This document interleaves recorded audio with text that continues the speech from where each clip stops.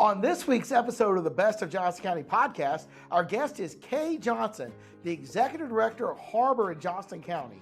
Harbor is our very own local Johnston County-based domestic violence shelter and counseling center. We talked to her a little bit about what Harbor is, what is domestic violence, how Harbor helps people with domestic violence, their thrift store pizzazz, and how you can get involved and help Harbor help your neighbors. So you're interested in domestic violence and how it impacts your community and how you can get involved to make a difference for domestic violence victims, listen in. Welcome to another episode of Best of Johnston County, brought to you by Breeden Law Office. Our host, Jonathan Breeden, an experienced family lawyer with a deep connection to the community, is ready to take you on a journey through the area that he has called home for over 20 years. Whether it's a deep dive into the love locals have for the county or unraveling the complexities of family law, Best of Johnston County presents an authentic slice of this unique community. Hello, and welcome to another edition of the Best of Johnston County podcast. I'm your host, Jonathan Breeden. And on today's episode, we have the Executive Director of Harbor, which is our domestic violence shelter program, all kinds of stuff, Kay Johnson. And we've talked about Harbor many, many times over the 100 plus episodes of the Best of Johnston County podcast. And we're happy to have her here. We're going to tie some of the strings together. We've had some of her board members and stuff like that. But we're going to go a complete overview of what they do and how you and your business can help them. But before we get to that, I'd like to ask you to like, follow, and subscribe to this podcast wherever you see it, whether it be on Apple, Spotify, YouTube, TikTok, X, LinkedIn, or any of the other social media channels of the Best of Johnston County podcast. The Best of Johnston County podcast comes out every single Monday and has now for over 2 years. So you can go back and listen to some of the previous guests. We've had the vast majority of the county commissioners. We've had the county manager, Rick Hester. We've had County Economic Development Director, Chris Johnson. We've had a lot of great guests. We had Congressman Brad Knott. So if you love Johnston County as much as I do, this is the podcast for you. And we got a lot more great guests coming up. We're going into the primary filing series, and we're going to have some of the primary candidates on as well. So keep listening back for future episodes. Welcome, Kay. Thank you. I get all that out so everybody knows that they need to like, follow, subscribe, and leave a 5-star review down below of the podcast so we can keep this podcast free, as they say, or whatever. So anyway, so state your name and what you do. I am Kay Johnson. I am the Executive Director of Harbor of Johnston County. And you have been in that role for how long? Almost 10 years. Golly, that's a long time. We were just talking before we started this, like I gave a car to Harbor that I didn't need anymore, and I gave it to you. And this was like about 10 years ago. It was about 10 years right, ago. That's yes, right. It was. Right. And y'all got it fixed up and gave it to somebody, and that was great. But so what is Harbor? Harbor is the domestic violence organization here in Johnston County. It is our mission to provide comprehensive services for victims and survivors of domestic violence and sexual assault. All right. And where does its funding come from? Is it a nonprofit? Is it the feds, the state? What is it? So Harbor is a not-for-profit organization. We have been in existence now since 1984. And our funding, we have a variety of resources. We receive state funding, federal, also support from our county funding as well, and then from the community. Okay. And let's talk about some of the things we'll start with the programs. Okay. Well, talk about domestic violence in general. You know, what it looks like, common misconceptions about it, and how y'all help. Okay. So domestic violence is, I would say, in a nutshell, it is really about power and control. It is one individual exercising power over another individual. Oftentimes, people think of domestic violence as just being physical abuse, but we know that is emotional, psychological, economical abuse as well. For domestic violence, when you talk about what does it look like, who does it impact, unfortunately, it impacts everyone. It crosses all race, gender, socioeconomic backgrounds. So any and everyone can be impacted by domestic violence. You're absolutely right. And having been doing this 25 years and working with Harbor for 25 years, I mean, we've seen it all. Yeah, you know what I mean? And yes. And, I've been involved in, my share of murder suicides. Oh, wow. I know you have too. I have. You and I have been together on a couple of those. It's really, it's unfortunate that can happen. And it is really about power and control. And the thing I've learned about it is I've represented people from all over the world. I've represented people from about every race there is. I've represented people from every religion it is. It's the same. It's the same. It doesn't matter. These are personality disorders, narcissism, control, sociopaths, all that type stuff. It's the same. And that's been probably the most surprising to me. You know, it's an international community we have here. We have people from all over the world. I mean, literally before I started recording this, we were doing a consult with people going back to China. What we're going to do with the child who's going to stay here and go to school. Like, so, I mean, it is, but like, it's the same. I don't care if you're Christian, Jewish, Muslim, white, black, Asian. It is the same. It looks the same. It develops the same way. Why is that? One thing, and I was having this conversation a couple of days this week, you can't predict behavior. And so we all have behavior and we all handle our behavior differently. But what I am finding in the past 10 years is there is something that's triggering that behavior. It could be someone may have grew up in a domestic violence home where they saw violence being facilitated over and over again. And unfortunately, as they grew up and became adults, either they precipitated that violence upon someone else, or they attracted other people that knew that there was something there was missing. Because of the trauma that domestic violence causes, that's why you can't put a specific, you can't pinpoint it. That's why it crosses so many variables, because it is trauma. And trauma impacts people differently, and they respond to that differently. And so for us, it's important for us to be able to meet people where they are and provide services for them to help them to be able to move forward.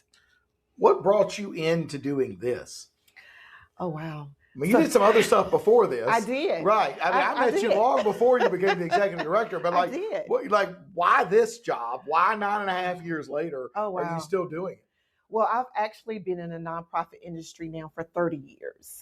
And I can recall, I would say 12 years prior, I saw him and continue to see him as my mentor. His name was Lee Hudson. Lee is no longer with us. Lee was the owner of Hudson Hardware in Clayton and Garner. And I started working with Lee and Willie Henderson at the time in the Clayton community, working with at-risk youth. And during that time, Lee had wrote a grant, and the grant was successful in providing services in the Clayton community. He wrote a second grant, and it expanded throughout Johnston County. And he asked me if I was willing to or wanted to walk into that executive director position. And I said yes. I was at DSS, Johnston County DSS at the time. Yeah, you and I. That's how we met. Yes, we met when you were at DSS. Oh my gosh, me, you, Robert Tarpey. That's it. Yes. Those were the days. We were a lot younger. I was a little skinnier. I had a little more hair. We're not going to talk about that. But anyway, Joe Langzinger, Earl Merritt. I mean, it was those were the days. That was, So yeah. That was. I grew up in Johnston County. Okay. So I attended school at UNC Charlotte with a degree in psychology and a minor in criminal justice. For me, it was important to come back home to be able to provide services back home to the community. And again, fast forward, met Lee. I was at Johnston County Youth Services, which is another nonprofit that still exists here in Johnston County, for about 10 years. I left there, had my two sons, and Lee and I were having a conversation one day, and he knew that Harbor was looking for an executive director. He said, I really think you need to apply for it, Kay. And I'm like, Lee, I haven't worked in this industry before. He said, yes, but you have ran a nonprofit before. And so I applied for it and received the position in April of 2016. Okay. Well, I did not know the whole story. Yeah. I mean, when you did juvenile services, you were under the turnaround program and some of the community service for juveniles that were getting in trouble. You helped many of my young juvenile clients. I mean, so I didn't realize we had that history. Well, we do, but I didn't realize that's how you, I knew you became the, but I didn't know exactly how you got there. Yeah. That's why I asked the question. A lot of the people that are in this field are victims of it and they've recovered from it. Yes. That's not your background. Does that hinder you in running this nonprofit because you're not a victim like a lot of the people in it? A lot of your counselors are victims. Some of your board are victims. Just curious. It doesn't hinder me from operating because domestic violence has occurred in my, I would say, in my family, extended family at some point. So no one is immune to it. And so That's for I'm not sure. immune to domestic violence, unfortunately. So I bring, again, from what I've seen within my personal community, within my network of friends, Right. I bring that knowledge base, but also it is my hope that I bring some compassion and Right. understanding to this position as well. Right. And one of the things I want people to get out of this, and when we talk about Harbor domestic violence on this podcast, is the verbal abuse is as bad or worse than the physical abuse, because we talk to so many people here at the Breeden Law Office that are victims, but they don't realize it because they've never actually been hit or struck. Yes. But the verbal abuse is terrible. The belittling, the cussing, I mean, all of the things. And it's like, no, you're a victim of domestic violence, but he's never hit me. It doesn't matter. You're still a victim. Talk a little bit about that. Oftentimes when people think of domestic violence, they do think of just the physical. And one thing often with the physical abuse, you can see the scars are evident. The bruising is evident. But with verbal abuse, which is what we consider to be emotional and psychological, you cannot see those scars, but those scars are there. And if you are hearing someone, if you're in a relationship and someone is what we consider to be gaslighting you, calling you, making you feel ashamed of, making you feel that you're not a good parent, a mother, that you're not a good wife or a significant other, if you're hearing that on a daily basis, then that's going to impact your self-esteem. That's going to impact your value and your worth. And as you just indicated, people think, oh, well, I'm not being abused. Well, we find that, well, first of all, you are being abused. Correct. It is domestic violence. Absolutely. It is domestic violence. Absolutely. It is domestic violence. So, yeah. No, you're right. And that's always sometimes hard. We're like, no, it really is. It is. You know, the other thing, and, you know, we do this on YouTube, but I don't have anything to draw with. One thing that I like to do, and your predecessor, Carrie, did this at a continuing education class I was in, golly, probably, oh my gosh, we're talking like 2013, 2014. You know, you talk about you know, y'all used to give out the circle of power and the circle of abuse, control, and it had all the different ways they did it, and it was fascinating. So what I did was I made up my own little makeup one. So what I would do is I would take a sheet of paper, and I think Carrie still laughs because I showed her one of these. But basically, I would draw a circle for people in my office, and I'm like, look, okay, this is how this works. And I didn't have, you know, the circle of power had like 20 spokes. I made like 4 or 5 to make it real simple. I would draw a circle on a sheet of paper, and I would draw lines, you know, and I'd say, this is your brain, and these are spokes that make up who you are. And one is your spouse, one is your career, one is your family, one is your God, one is your children. And what the abusers want to do, women too, women can be abusers too, is eliminate all the other spokes except for them, to where they play all the roles. Exactly. So if somebody says you're a dog, you have nobody else to tell you you're not a dog. You don't have a boss. You don't have coworkers. You're alienated from your family. You're alienated from your friends. You know, you have your kids, but your kids can't, you know, they can only do what they can do. They're kids. And then all of a sudden you're kind of trapped. And, you know, and when I would do that for people, and I've done that over 100 times since I saw her do this 15 years ago with my basic one, like, you would watch people just melt in my office. And they're like, oh my gosh, you get it. I'm like, well, I don't get it. Like, this is just what it is. You know, and Harbor can help, or if or Safe House in Harnett County, or Interact in Wake, or wherever they were at. I'm like, you know, this is what it is. Like, because what people believe is that this is unique, that this is only happening to them. It's never happened to anybody else. But we started this podcast by saying, I literally have represented people from all over the world, every religion, every race, and it's the same. You've helped people from all over the world, every religion, every race, and it's the same. And that's the one thing we have to try to convey is this looks the same regardless.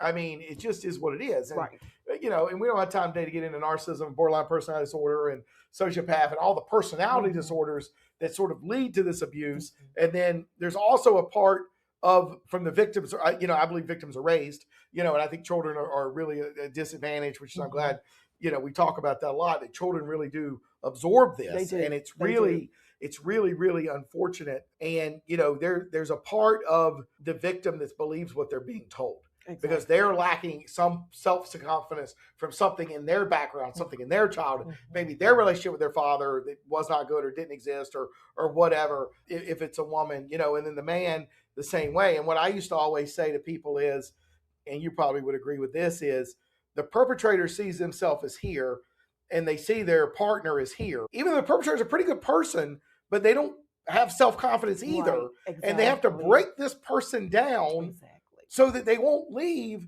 when it's just not necessary, because the perpetrator is usually a good person. They just have some issues. Right. But I don't know, I know that's a lot of talking, but what do you think about that, about the circle of power and stuff like that? Well, the power control wheel is an excellent way of describing, because it does talk about the dynamics of that individual. It does talk about the perpetrator. It talks about the children, which is very important, because oftentimes, and even when you look at the data tells us that it takes the person about 7 times to leave before they make a decision to leave that relationship. And so because of the recidivism that's occurring in the home, oftentimes individuals stay because of the children. Right. They believe that domestic violence is not impacting their children. They believe that they're not aware, that they're not seeing anything. But the reality is it is impacting, and they are seeing and they are aware. And I often tell a story. There was a family where it was a young child, and the young child became so angry that they pulled the water fountain out of the wall. And when I say young, I'm talking school age, because of that anger, because of what they have seen. So I share that story with those individuals that we serve, particularly in our support groups, to help them to understand it is impacting. And so if it impacted that young child, then can you imagine a 12, 13-year-old male child who now is seeing the abuse occurring and feel as though that he needs to protect his parent, his mom? What does that look like? Because mom has decided, okay, I'm going to stay because it's not impacting. So the goal is for us as an organization through our support group is to be able to provide that awareness to those that participate, to talk about the impact of domestic violence, to talk about the various types of domestic violence as well. And then to provide individuals with resources and information so that they can begin to see themselves as valuable, so they can begin to see themselves as having purpose. Because they've been isolated oftentimes, they are not able to work. And so that's that economic abuse. And if you're, again, the gaslighting that may be occurring. So how can we as an organization empower someone so that when they make that decision, that they can move forward and not return to that relationship? Have family law questions? Need guidance to navigate legal challenges? The compassionate team at Breeden Law Office is here to help. Visit us at www.breedenfirm.com for practical advice, resources, or to book a consultation. Remember, when life gets messy, you don't have to face it alone. All right, well, let's talk about some of the services you do provide. You do provide a 24-hour safe shelter if somebody needs a place to go. Yes. Correct? Where they can stay for some period of time. Correct. Tell me a little bit about that and how that works. So we do have a temporary shelter. When I started working at Harbor in 2016, I noticed that the focus in the community was on the shelter. And yes, someone who is in imminent danger, they can contact our crisis line, which is available 24/7, in order to connect to an advocate. That advocate is going to do a safety assessment. The advocate is going to do a lethality assessment, because we need to determine what that imminent danger looks like. If they meet the criteria, then we will let them know what the eligibility requirements in order to come into our facility, our shelter. But also, too, one of our largest programs is our court advocacy program. We have court advocates. We have a satellite office at the courthouse, Johnston County Courthouse. And there are advocates that are there to assist individuals in completing a domestic violence protective order. We know that I think it's probably been 3 years now that Johnston County moved to e-file and serve. We were fortunate, Harbor was fortunate enough to have someone to come in. And for the past, I would say 3 months, we've been trained on e-file and serve. So now individuals that are coming in needing that assistance, we are able to assist them in completing those orders, because we were strictly paper. And now we have gone electronic. So I know the clerks are very happy about that. We also have a victim advocate program service. We understand that not everyone is going to leave. Some people are going to stay.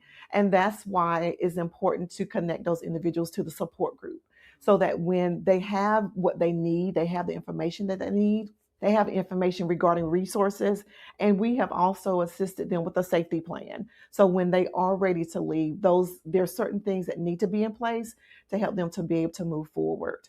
Another project, which is not new, but it's been in existence now for 6 years. We not only provide services for individuals impacted by domestic violence, but also sexual assault as well. So we have a collaboration with Johnston UNC Health here in Johnston County and also now in Wayne, as well as Johnston County Public Health, the District Attorney's Office, and the local law enforcement municipalities. And that's called the Sahari Center.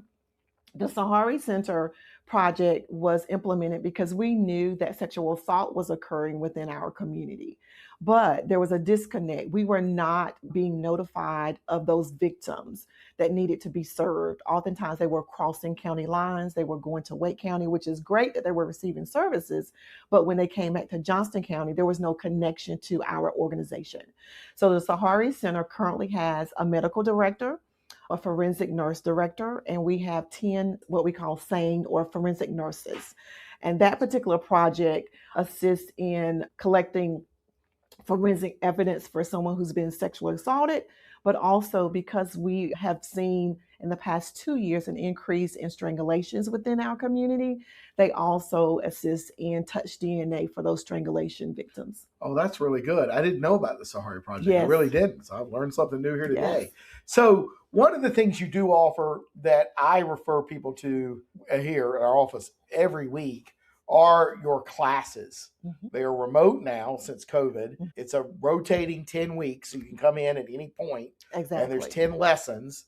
They're free. Yes. Tell me a little bit about that, how people get signed up, and what will they learn in those classes. The only thing people need to do is contact our office and ask to speak with our survivor advocate. The survivor advocate facilitates those 10-week courses. And again, as you stated, they can come in at any time.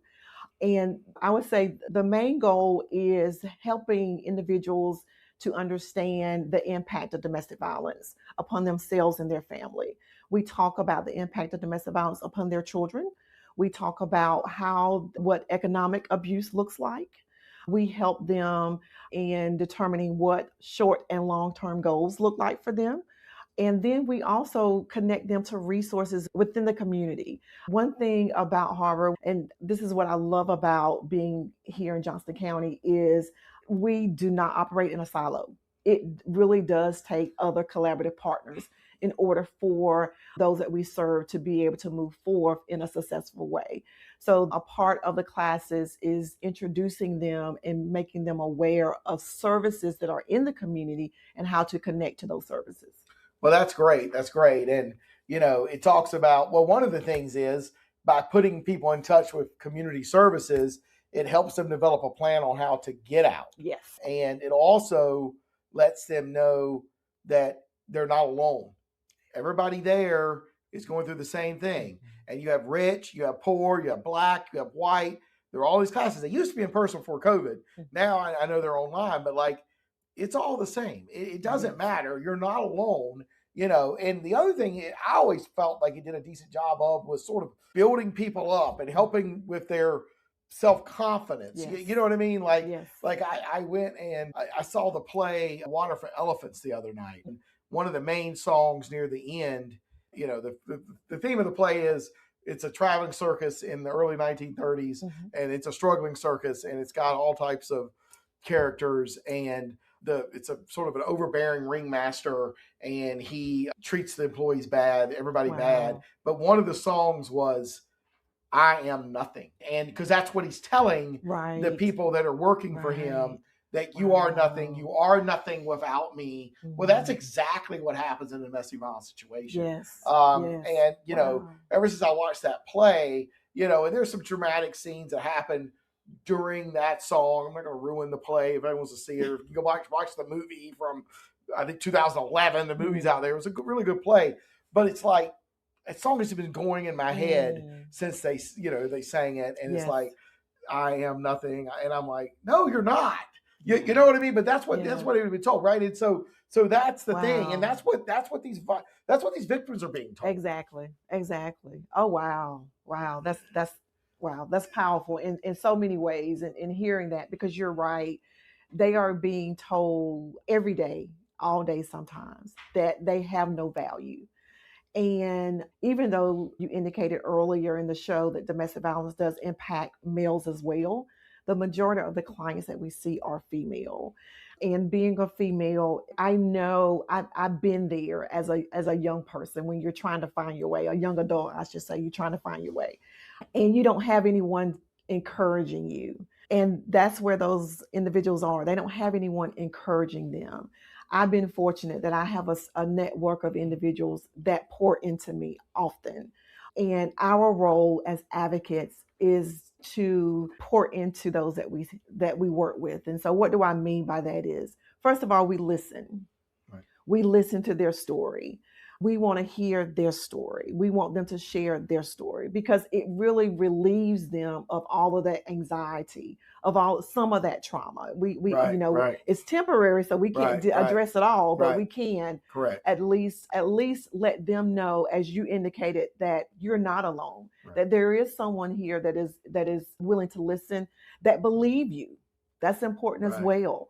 So, and then to validate, to let them know that they can move forward, to share with them stories of other individuals that we have assisted that have moved forward. That is so important. So the advocacy piece is not just talking about the domestic violence, but just letting someone know that they are important and they are being heard. Well, and in the nonprofit world, you need money to do what you're doing, to provide these great services. You have the Pizzazz, the high-end thrift shop on Main Street in Clayton. People can donate to that, but you can't just show up. You got to have an appointment. It drives me a little crazy, but it's true. But anyway, tell me a little bit about that, when it's open, how people can contribute. So Pizzazz is open Tuesday through Saturday, Tuesday through Friday from 11 to 4, and Saturdays from 10 to 2. And as you indicated, I would say this. We ask that individuals call to make an appointment. And the reason why is because sometimes people may have several bags to donate, and we have a small sorting area. And we want to make sure, one, that we stay in compliance with fire code. That's number one. And then two, we want to make sure that we are able to process those donations so we can get them out on the floor. Right. And if you're interested in sometimes clothes with tags on them, go buy Pizzazz. Please do. I have donated clothes with tags on it to Pizzazz more times than I want to count. Won't go exactly how that happened, but it does happen. And I mean, all kinds of stuff. So I really appreciate that. You also have your really big fundraiser. Is it the Black and White Gala? Is that what it's called? It is called the Black and White Gala. That's what it's called. I went last year, had a great time. Yes, that is occurring February 21st, 2026. It's going to be at the Farm at 42, beginning at, I believe, 6 p.m. Tickets will go on sale January the 15th. So we ask that please follow us on our Facebook page, as well as LinkedIn, website, all social media platforms. This is what we call our signature fundraiser. So this is the only fundraiser that Harbor facilitates. Our board of directors facilitate this particular fundraiser. So we are looking, last year exceeded all expectations since I've been here. And so we're looking for a stellar year for 2026. Well, it sells out. It does sell out. It absolutely sells out. It sells out. Yes. I don't know how many, it was like 300 people? It was close to 250 people 250 last year. People, yeah. It sold out. I was there. Yeah. Great food, band, dancing, lots of games and contests, going on. A ton of fun. You need sponsors for that as well? We are, yes. Sponsorships will be available January the 6th. So anytime after that time frame, please, because we definitely need sponsors this year. Yeah, well, it was a ton of fun. Usually there's a survivor talk, and that's always pretty intense. Last year, Marcy Armstrong, the attorney in Smithfield, former state bar president, gave a talk. Yes, she did. That was unbelievable. I'd known her for 25 years and had no idea. Yes. The year before, I was not there, but Butch Lauder Yes. gave a talk, was our chairman of our county commissioners, now the vice chairman of our county commissioners, who will be a guest on this podcast in just a few weeks and was a guest about a year ago. You can listen to that. He gave a talk. I was not there. I think Raina was our social media coordinator, Yes. and I heard that was pretty powerful as well. And these are pretty important people in Johnston County. These people are extremely successful, and they got stories to tell. Yes. And it's not what you think. And I'll never forget that story. Like, I still think about what she said and what she went through and all of that stuff. And, it's tremendous. So like I said, it affects everybody, rich, poor, black, white. It's all the same. It is bad. I don't care who you are, where it is. It's bad. So how can people reach out to you, your organization? You can come to the Black and White Gala, buy a ticket February 21st. They can donate to Pizzazz. There's a Southern Women's Show in the fall. Yes. I know y'all don't do it, but you're the beneficiaries of those. That's at the Deuce. You can attend that or sponsor that. I know I always try to do that. I try to sponsor the Black and White Gala as well. Any other ways people can reach out and help y'all? They can contact us. We always need in-kind donations. So for us, that is, you can imagine, it is toiletries, toilet paper, toilet tissue, food, non-perishable food, because people have to prepare their meals. It's also monetary donations. Many not-for-profit organizations, unfortunately, did see a change in funding streams this year. And so Harbor was one of those that was impacted. So monetary donations are always welcome. You can be specific on how you would like for those monetary donations to go. If you want to focus on just a shelter or focus on the Sahari Center or focus on just working with youth, then that's an opportunity for individuals to do that as well. All right. So harborshelter.org is the website. Harborshelter.org, yes. And the phone numbers? Now, for our crisis line, which is 24/7, is 919-631-5478. And then our office number is 919-938-3566. All right. Well, we've got all the information. I put it all together finally because we've had so many people, we've had board members and stuff. Now we got it all in one podcast that we can send people to about Harbor. Last question I ask everybody: what do you love most about Johnston County? I was born and reared here. So one thing I can say is Johnston County is truly a community that's concerned about those that live here. And for me, that's very important. I have never not met anyone, whether it is speaking to the county commissioners, our county manager, some of our, department heads, they are always willing to collaborate with Harbor. And for me, that is important. This is a community that believes in giving. In-kind donations, as I just indicated before, if there's a need and we put it out there, we have it. Not all communities are like that. And that's what I enjoy about living in this county. Even though we are growing very rapidly, right, there's still a down home feel here. And having grown up here, high school here at Smithfield Summer Senior High, and then to be able to come back and to work and to give back in my community, yeah, it's a special place to live. Well, there's no doubt about that. No doubt about it. Well, we'd like to thank Kay Johnson, the executive director of Harbor here in Johnston County, for being our guest on this week's episode of the Best of Johnston County podcast. Reach out to them at harborshelter.org. Sponsor the Black and White Gala as we do here at the Breeden Law Office. Attend. I guarantee you'll have a great time. See some really dressed up people in Johnston County. The most dressed up people I think I've ever seen in Johnston County. Go to the Black and White Gala on February 21st, 2026. Until next time, I'm your host, Jonathan Breeden. That's the end of today's episode of Best of Johnston County, a show brought to you by the trusted team at Breeden Law Office. We thank you for joining us today, and we look forward to sharing more interesting facets of this community next week. Every story, every viewpoint adds another thread to the rich tapestry of Johnston County. If the legal aspects highlighted raise some questions, help is just around the corner at www.breedenfirm.com.